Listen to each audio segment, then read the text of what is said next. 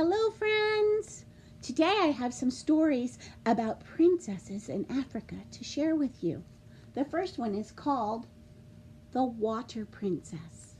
It was written by Susan Verde and illustrated by Peter H. Reynolds. I am Princess Gigi. My kingdom, the African sky, so wide, so close, I can almost touch the sharp edges of the stars. I can tame the wild dogs with my song.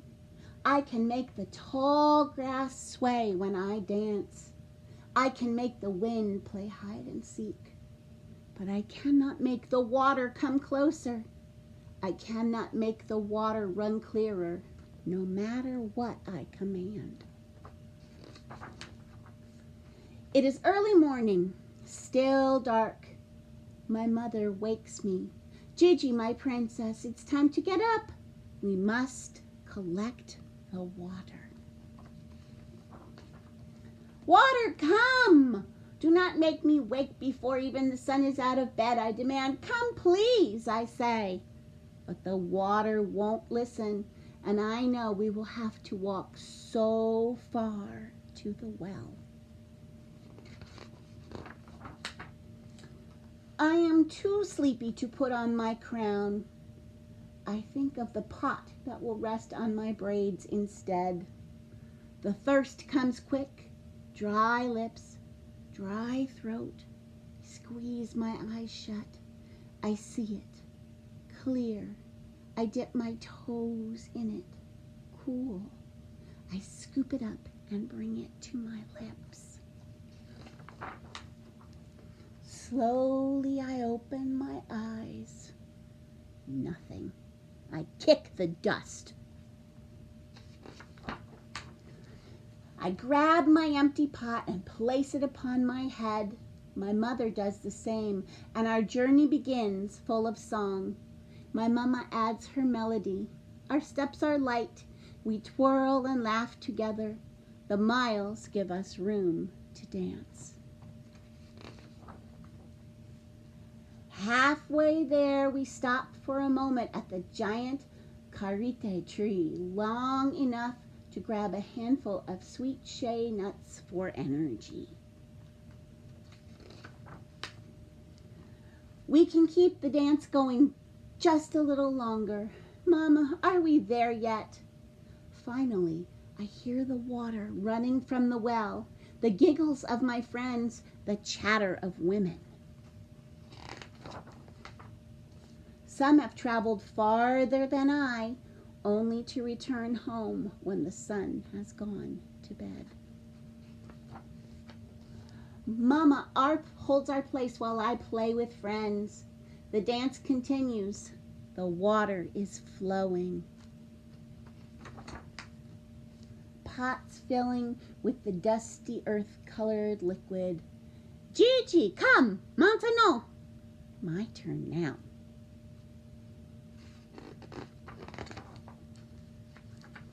The dance home has slowed to careful steps.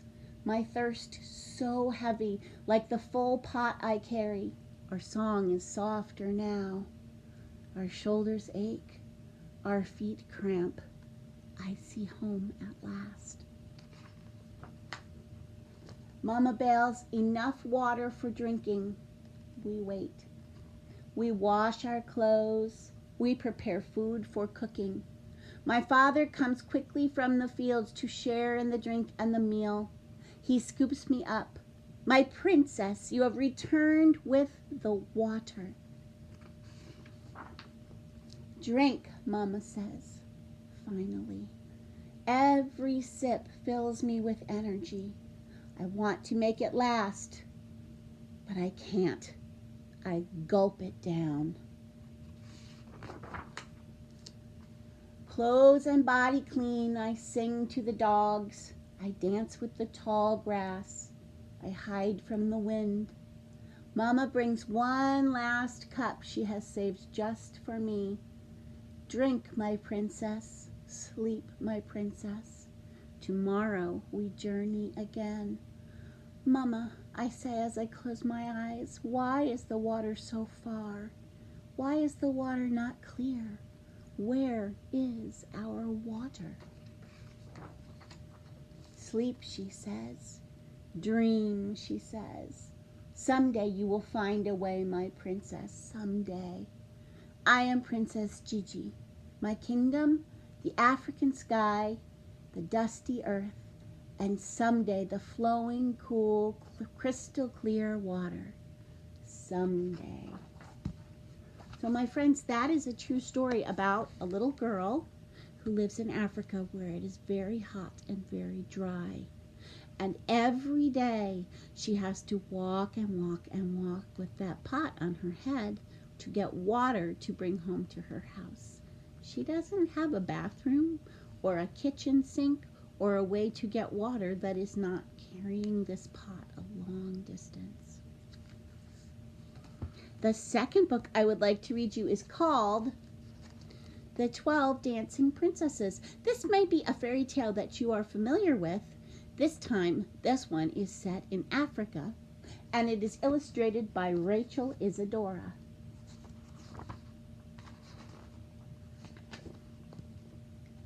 There once was a king who had 12 beautiful daughters.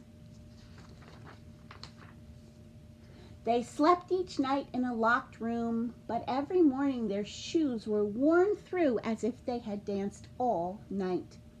The king made it known that whoever discovered where the princess went at night could choose a princess for his wife. After 3 tries they failed. They would lose their life. Many tried and failed. One day, a soldier traveling on a road met an old woman. She asked where he was headed, and he told her that he was going to try and discover the secret of the princesses. That is not difficult, she said, but you must not drink the wine brought to you, and you must pretend to be asleep. She gave him a cloak. With this you will be invisible and can follow the princesses without being seen. She said goodbye and went on her way. The soldier went to the king and was led to a room attached to that of the princesses. He did not drink the wine that was brought to him, and he pretended to snore. When the princesses heard the soldier snore, they laughed and quickly got up and got dressed.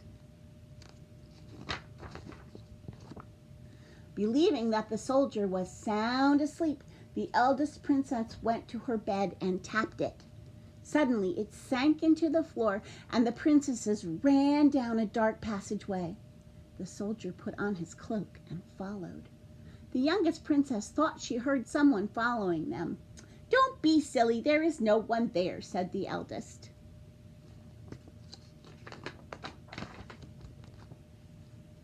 Soon the princesses reached a grove of trees with silver leaves. Then they came to one of gold leaves and one of diamond leaves. The soldier broke off a twig from each.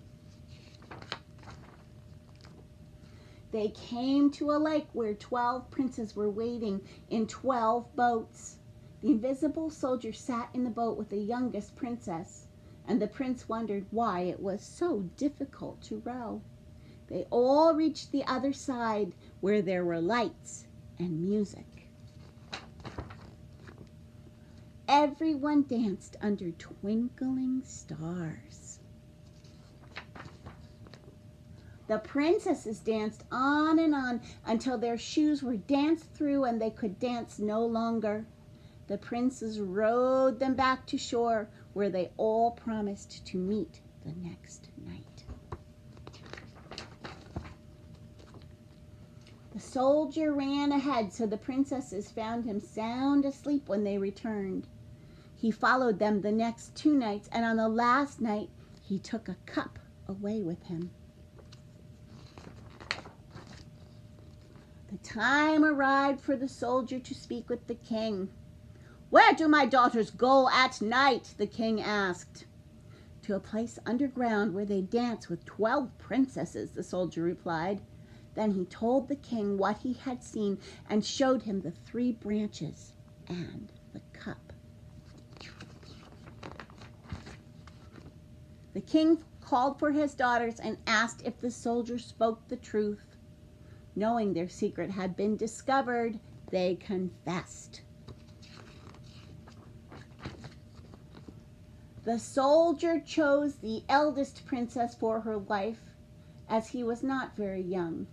They were married that very day. And everyone danced and danced all through the night. I have one more story to read to you, and look. It's by this one is called The Princess and the Pea, which is a story you might know. It has the same illustrator as the last book, Rachel Isadora.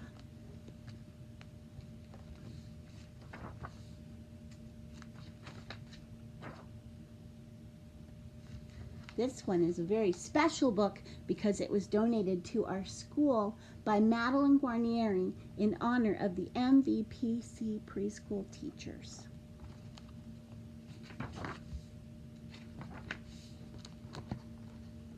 Once upon a time, there was a prince.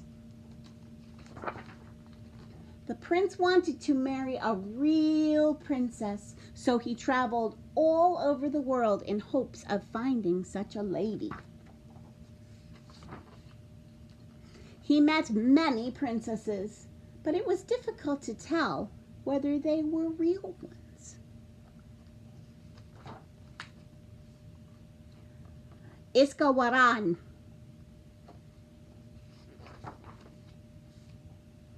Salam. These are all the princesses he's meeting. There was something about each princess that was not quite right.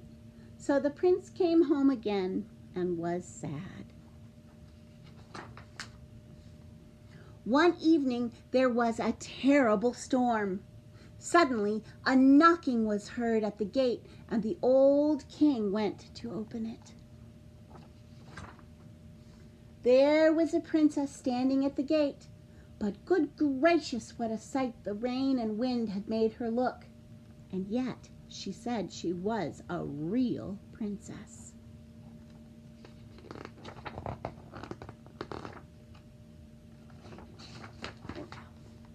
Ah, we shall soon find out if she is real, said the queen. So she went into the bedroom where she laid a pea upon the bedstead. Then she took 20 mattresses and laid them on the pea, and then put 20 feather beds on top of the mattresses. On this, the princess had to lie all night.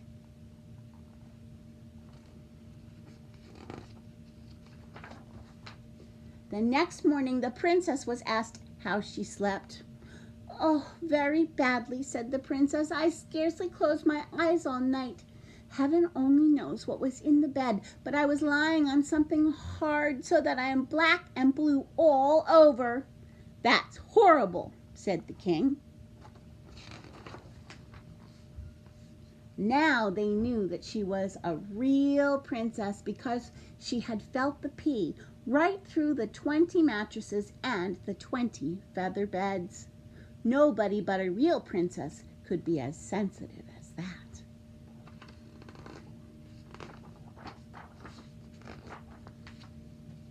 So the prince took the princess for his wife. The pea was put in a museum where it may still be seen if no one has stolen it. There, that is a true story. All right, my friends, that's all we have time for now. Goodbye.